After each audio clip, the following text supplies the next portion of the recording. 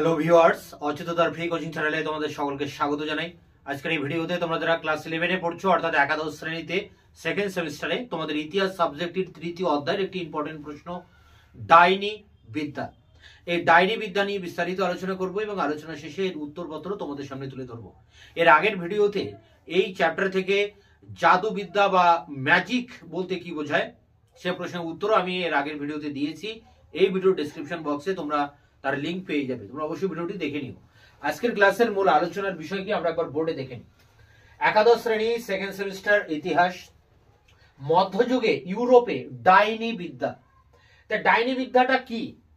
দেখো, মধ্যযুগে ইউরোপের কুসংস্কারাচ্ছন্ন অজ্ঞ মানুষ তারা বিভিন্ন রোগ ব্যাধি হলে তারা এই জাদু তন্ত্র মন্ত্র বা এই ডাইনি বিদ্যার সাহায্যে রোগ নিরাময়ের ব্যবস্থা করতেন। তারা কুসংস্কারাচ্ছন্ন ছিলেন, সেই কুসংস্কারাচ্ছন্ন অবস্থা থেকে এই ডাইনি বিদ্যার জন্ম। তা ডাইনি বিদ্যাটি ইংরেজিতে উইচক্রাফট বলা হয়। এই উইচ থেকেই এই ডাইনি শব্দটির উৎপত্তি হয়েছে। অ্যাকচুয়ালি উইকা থেকে এর উৎপত্তি। উইকা কথার মানে কিন্তু জ্ঞানী। আবার এই উইকা শব্দের আরেকটি মানে রয়েছে, সেটি হচ্ছে যে প্রাচীন পেগান ধর্মের নারী ও পুরুষ। অবশ্য এই যে জাদু বিদ্যা বা এই ডাইনি বিদ্যা এগুলো কিন্তু চর্চা করতেন এই পেগান ধর্মের নারীরা। মূলত যারা নারী তন্ত্রমন্ত্র, যে সমস্ত নারীরা তন্ত্রমন্ত্র শিখতেন চর্চা করতেন তারাই ডাইনি নামে কিন্তু পরিচিত হয়েছিলেন। উইচক্রাফট কথাটির মানে দাঁড়ায়, অর্থাৎ ডাইনি বিদ্যার বাংলা আক্ষরিক অর্থ যেটা দাঁড়ায় যে পেগান ধর্মের যারা জ্ঞানী গুণী মানুষ তাদের যে কলা কৌশল, তাদের যে শিল্পকলা, সেটাই হচ্ছে কিন্তু ডাইনি বিদ্যা। হ্যাঁ, এই উইকা কথার আরেকটি মানে কিন্তু জ্ঞানী, অর্থাৎ জ্ঞানীদের যে কাজকর্ম সেটি কিন্তু ডাইনি বিদ্যা। তা ডাইনি কথাটা এর যে পুরুষ লিঙ্গ সেটা হচ্ছে ডাক। ডাক ছিলেন প্রাচীন হিন্দু ধর্মের যে শিব ঠাকুর রয়েছেন, সেই শিবের যারা সহচর তারা ছিলেন এই ডাক। ডাকটা হচ্ছে পুরুষ লিঙ্গ, আর এই শব্দের স্ত্রীলিঙ্গ হচ্ছে ডাকিনী। সেই জায়গা থেকে ডাকিনী শব্দের উৎপত্তি এবং এই ডাকিনী থেকেই পরবর্তীকালে ডাইনি কথাটির আবির্ভাব হয়েছে। তো দেখো, এখানে ডাইনি যে বিদ্যা তার বিভিন্ন দিক রয়েছে। এই ডাইনি বিদ্যার মধ্যে রয়েছে ভেষজ ঔষধ, গাছগাছালির ঔষধ, এছাড়া রয়েছে যে সম্মোহনী বিদ্যা, এছাড়া telepathy, faith healing, precognition, clairvoyance, astral travelling, crystal ball, এই সমস্ত জিনিসগুলো বা এগুলো এক একটা পর্ব বা এক একটা পর্যায় যেগুলোর ভিতর দিয়ে ডাইনি বিদ্যাকে প্রয়োগ করা হতো। এরপরে দেখো যেটা রয়েছে যে ডাইনিদের পরিচয়। তা মধ্যযুগের মানুষরা অন্ধকারাচ্ছন্ন ছিল, অশিক্ষিত ছিল, সহজ সরল মানুষ ছিল মধ্যযুগে ইউরোপে। তা তাদের একটা ভ্রান্ত ধারণা এবং একটা অবৈজ্ঞানিক চিন্তা ভাবনা থেকে এই ডাইনি বিদ্যার উৎপত্তি হয়েছে। তারা ভাবতেন যে রোগ ব্যাধি হলে তন্ত্র মন্ত্র, গুণিন, ওঝা, জাদুবিদ্যা ঝাড়ফুঁক করে গাছগাছালির ওষুধ দিয়ে এই রোগ নিরাময় করা সম্ভব। এই কারণে এই অশিক্ষিত দরিদ্র মানুষেরা কোনো রোগ ব্যাধি হলে এই ডাইনিদের কাছে যেতেন এবং তাদের মাধ্যমে তারা রোগ ব্যাধি নিরাময়ের উপশম ব্যবস্থা করতেন। সেই জায়গা থেকে সমাজের এই প্রয়োজন, এই তাগিদ থেকেই কিন্তু ডাইনি বিদ্যার প্রসার লাভ করেছিল। পৃথিবীতে মধ্যযুগে অনেক বিখ্যাত ডাইনিদের নাম আমরা পাই। যেমন কয়েকজন ডাইনির নাম বলছি এখানে। শীর্ষে Morgan লিকেই, the which of Endor, Baba ইয়াগা এবং কোশ্চে। এরা ছিলেন বিখ্যাত সব ডাইনি এবং তন্ত্রমন্ত্র জাদুবিদ্যা বা জাদুকর। সাধারণ মানুষের একটা ধারণা ছিল যে এই সমস্ত ডাইনিরা, অর্থাৎ এই সমস্ত পেগান ধর্মের নারী তান্ত্রিকরা, তারা শয়তানের সঙ্গে যৌন মিলনের ভিতর দিয়ে নিজেরা একটা অপ্রাকৃতিক বা অতি মানবিক ক্ষমতার অধিকারী হতে পেরেছিল বা পারতেন এই ডাইনিরা। এছাড়া দেখো, এখানে বলা হচ্ছে যে প্রেক্ষাপট, কোন প্রেক্ষাপটে এই জাদুবিদ্যার উৎপত্তি হলো বা এই ডাইনি বিদ্যার উৎপত্তি হলো। তো অশিক্ষিত অজ্ঞ মানুষ তারা রোগ ব্যাধি সারানোর জন্য ডাইনিদের কাছে যেতেন। সেই প্রয়োজনের তাগিদ থেকেই এই ডাইনি বিদ্যার উৎপত্তি হয় এবং এই সমস্ত মানুষেরা, অশিক্ষিত মানুষেরা তারা জাদু, তন্ত্রমন্ত্র, গুণিন, ওঝা, গুহবিদ্যা এগুলোর প্রতি তারা খুব আকৃষ্ট হয়েছিলেন এবং এগুলোর আকৃষ্ট হওয়ার ফলে এই সমস্ত বিষয় নিয়ে যারা চর্চা করতেন তাদের কিন্তু খুব জনপ্রিয়তা তারা লাভ করেছিল এবং খুব এই যে ডাইনি বিদ্যা তার প্রসার ঘটেছিল। এরপরে দেখো রয়েছে ডাইনি তন্ত্র ও খ্রিস্টান চার্চ। তা খ্রিস্টান ধর্ম ছিল সেই সময়, তা খ্রিস্টান ধর্মের যে মূল ধারণা সেই ধারণার বিরোধী ছিল এই ডাইনি বিদ্যা। এছাড়া যে গাছগাছালির সাহায্যে যে ওষুধপত্র দিয়ে যে রোগ সারানোর যে ব্যবস্থা ডাইনি বিদ্যায় করা হয়েছিল বা করা হতো সেটিও কিন্তু খ্রিস্টানরা বিশ্বাস করতেন না বা চার্চ কিন্তু এগুলোকে বিশ্বাস করতেন না। অ্যাকচুয়ালি চার্চে যে মানে খ্রিস্টান চার্চ, মধ্যযুগে খ্রিস্টান চার্চ সৌন্দর্যকে পাপ বলে মনে করত এবং সুখ শান্তিকে তারা অশুভ, সৌন্দর্যকে অশুভ, সুখ শান্তিকে পাপ বলে মনে করত। যৌনতাকে তারা ভাবত যে অন্যায় এবং জন্মদানকে তারা বিরক্তিকর মনে করত। অর্থাৎ যা সুন্দর, যা সুখ শান্তি নিয়ে আসে, যৌনতা, জন্মদান, এগুলো খ্রিস্টান ধর্মে ব্যাপকভাবে বিরোধিতা করা হয়েছিল। এগুলোকে পাপ কাজ, অন্যায় কাজ, আপত্তিকর, বিরক্তিকর কাজ বলে তারা ঘোষণা করে এবং বিভিন্নভাবে এই ডাইনি বিদ্যাকে দমন করার চেষ্টা করে চার্চ।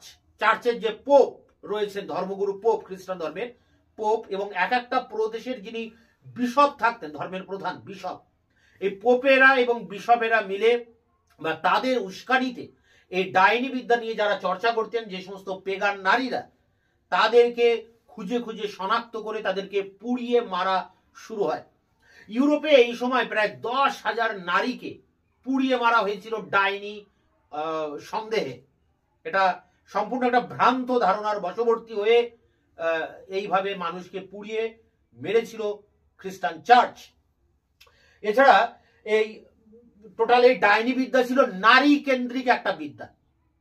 পেগান ধর্মের যারা নারীরা ছিলেন তারাই এই বিদ্যা চর্চা করতেন, তাই এই ডাইনি বিদ্যা ছিল নারী কেন্দ্রিক একটি বিদ্যা। তাই নারীদের প্রতি বিরোধিতা করেছিল চার্চ এবং এই সমস্ত কিছুর পিছনে নারী ছিল প্রধান কারণ। তাই যে সমস্ত নারীকে ডাইনি সন্দেহে করা হতো, সাধারণ মানুষ সন্দেহ করতো বা চার্চ সন্দেহ করতো, তাদেরকে কিন্তু পুড়িয়ে মেরেছিল। হাজার হাজার নারীকে এভাবে মধ্যযুগে ডাইনি সন্দেহে পুড়িয়ে মারা হয়।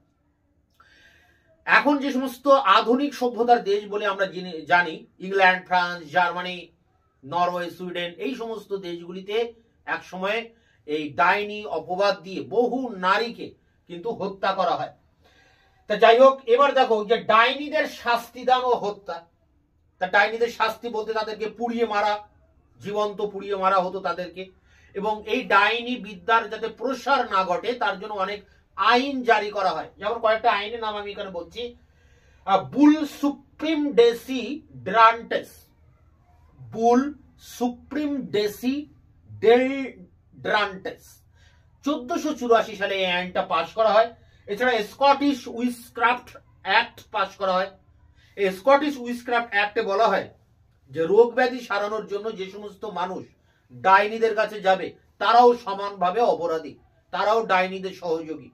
এইভাবে কড়া আইন আনা হয়। এছাড়া ইংল্যান্ডেও ডাইনি বিদ্যাকে দমন করার জন্য আইন করা হয়েছিল। বিশপ বা পোপেরা তারা খুব সক্রিয় ভূমিকা নিয়েছিল ডাইনি বিদ্যাকে ধ্বংস করার জন্য, ডাইনিদেরকে খুঁজে খুঁজে তাদেরকে পুড়িয়ে মারার জন্য।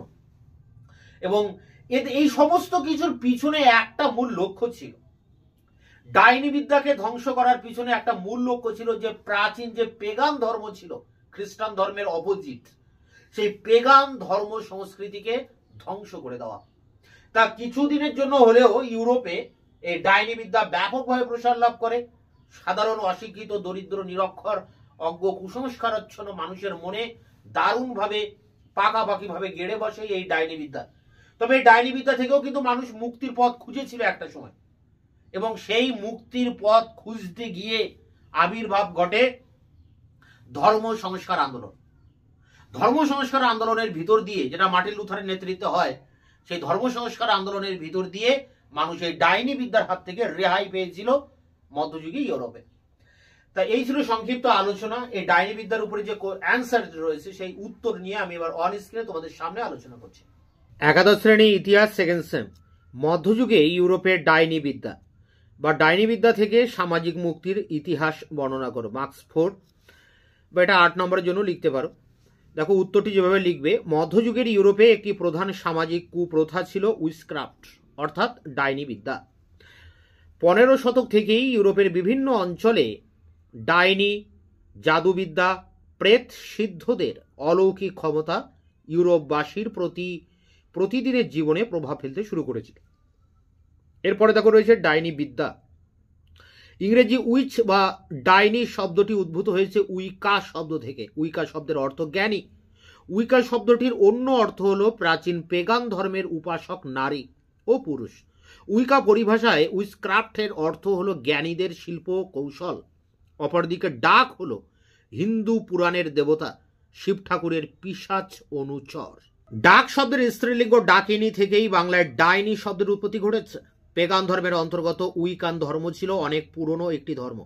উইকান নারীরা তন্ত্রমন্ত্রের দ্বারা ভেষজ ঔষধ দিয়ে মানুষের রোগ ব্যাধি সারিয়ে তুলতেন। ভেষজ ঔষধি, ট্যালিপ্যাথি, faith healing, প্রিকগনিশন, clairvoyance, Astral travelling এবং ক্রিস্টাল বল, এসবই ছিল উইকান ধর্মের নানা দিক। এরপরে দেখো রয়েছে ডাইনিদের পরিচয়। ইউরোপবাসীর মনে ধীরে ধীরে এই ধারণা জন্মায় যে ডাইনি বা ডাকিনীদের অতি মানবিক ক্ষমতা রয়েছে। সেকালে মানুষের মনে এই ভ্রান্ত অবৈজ্ঞানিক ধারণা গড়ে ওঠে যে ডাইনি নারী একজন পিশাচ পুরুষ বা শয়তানের সঙ্গে যৌন মিলনে লিপ্ত হয়ে অলৌকিক বা শয়তানের অতি প্রাকৃত ক্ষমতার অধিকারী হয়ে ওঠেন। ইতিহাস ও সাহিত্যের পাতায় আমরা বহু বিখ্যাত ডাইনের নাম খুঁজে পাই, যেমন শীর্ষে Morgan le Fay, the witch of Endor, Baba Yaga, কোশ্চে প্রমুখ। প্রেক্ষাপট: অশিক্ষিত, সরল, অজ্ঞ, কুসংস্কার গ্রস্ত মানুষেরা ডাইনি বিদ্যার প্রতি সব থেকে বেশি আকর্ষিত হন। জাদু, মন্ত্রতন্ত্র, গুণিন, ওঝা, গুহ বিদ্যা এসবের সাহায্য নিয়ে সাধারণ মানুষ নিজেদের দায় বিপদ থেকে রেহাই পাওয়ার পথ খোঁজেন। ব্যক্তিগত মঙ্গল ও অমঙ্গলের জন্য এই সব সহজ সরল মানুষেরা ডাইনি তন্ত্রের উপর নির্ভর করতে শুরু করেন। এভাবে ডাইনি তন্ত্রের বীজ রোপিত হয়। পয়েন্ট: ডাইনি তন্ত্র ও খ্রিস্টান চার্চ। ডাইনি বিদ্যার ধারণাটি খ্রিস্ট ধর্মের মূল ধারণার বিরোধী। খ্রিস্ট ধর্মগুরুরা তন্ত্রমন্ত্র সম্মোহন বিদ্যা কেন্দ্রিক ডাইনি বিদ্যাকে কুসংস্কার বলে মনে করত। গাছগাছড়া, ভেষজ লতা পাতার সাহায্যে চিকিৎসা বিদ্যা ও চার্চের কাছে গ্রহণযোগ্য ছিল না। তাছাড়া মধ্যযুগের ইউরোপে চার্চের কাছে সৌন্দর্য ছিল অশুভ, সুখ শান্তি ছিল পাপ, যৌনতা ছিল অন্যায়, আর জন্মদান ছিল বিরক্তিকর। চার্চের ধারণায় এসবের উৎস নারী। নারী পুরুষকে পাপের পথে নিয়ে যায়। এই বদ্ধমূল ধারণা থেকে চার্চ নারী কেন্দ্রিক ডাইনি বিদ্যার বিরোধিতা করে। ডাইনি বিদ্যার প্রসার: মধ্যযুগের ধর্মতত্ত্ব এবং কল্পনায় শয়তানের অস্তিত্ব মেনে নেওয়া হয়েছে। এতে ডাইনি সম্পর্কিত ধারণার প্রসার ঘটে। প্রচুর মানুষ বিশ্বাস করতে শুরু করে যে শয়তান ডাইনিদের অলৌকিক শক্তির অধিকারী করে তোলেন। শয়তানের সহচরী ডাইনিদের অন্ধকার জগৎ, তাদের রোমহর্ষক আচার আচরণ, এসবের কল্পিত বিবরণ ডাইনি বিদ্যার প্রসার ঘটাতে সাহায্য করে। চার্চের বিরোধিতা: খ্রিস্টান চার্চের ধর্মগুরুরা ডাইনি বিদ্যার বিরোধিতা করেন এবং এর বিরুদ্ধে রুখে দাঁড়ান। ডাইনি বিদ্যা বন্ধ করার জন্য খ্রিস্টান চার্চের তরফ থেকে বুল supreme deci ড্রান্টেস 1484 Scottish witchcraft act জারি করা হয়। স্কটিশ আইনটিতে বলা হয় যে সকল ব্যক্তি ডাইনিদের কাছে যাবে তারাও ধর্মের চোখে সমান অপরাধী বলে গণ্য হবে। ইংল্যান্ডেও ডাইনি বিদ্যা বন্ধের নির্দেশ দিয়ে একটি আইন জারি করা হয়। এছাড়া পোপের নির্দেশে গঠিত একটি অনুসন্ধান দলের সদস্যরা ডাইনি বিদ্যার সঙ্গে জড়িত শয়তানদের খোঁজে খবর নিতে শুরু করে। ডাইনিদের শাস্তিদান ও হত্যা: ত্রয়োদশ শতক থেকে পোপ এবং বিভিন্ন রাজ্যের বিশপরা ডাইনিদের বিচার করে শাস্তি দিতে শুরু করেন, মূলত চার্চগুলির উস্কানিতে। ডাইনিদের পুড়িয়ে মারা শুরু হয়। আসলে পেগান ধর্ম সংস্কৃতিকে ধ্বংস করে দেওয়ার গোপন লক্ষ্য নিয়ে চার্চের মধ্যে ডাইনিদের হত্যা করা শুরু হয়। ইউরোপের মধ্যে England, Germany, France, Switzerland, Norway সহ আজকের উন্নত সভ্য দেশগুলিতে নির্বিচারে ডাইনিদের হত্যা করা হয়েছিল। এরপর দেখো উপসংহার: মধ্যযুগের ইউরোপে ডাইনি বিদ্যা ছিল রেনেসাঁস প্রচুত ধারণার বিরোধী। মূলত দুটি কারণে মধ্যযুগের ইউরোপবাসী ডাইনি বিদ্যার হাত থেকে মুক্তির পথ খুঁজে পায়, যার একটি ছিল ধর্ম সংস্কার আন্দোলনের সূচনা। এই ছিল মধ্যযুগে ইউরোপের ডাইনি বিদ্যা বা ডাইনি বিদ্যা থেকে সমাজের মানুষ কিভাবে মুক্তির পথ খুঁজেছিল তার প্রশ্নের উত্তর। এটি সংগ্রহ করে পরীক্ষার প্রস্তুতি নাও।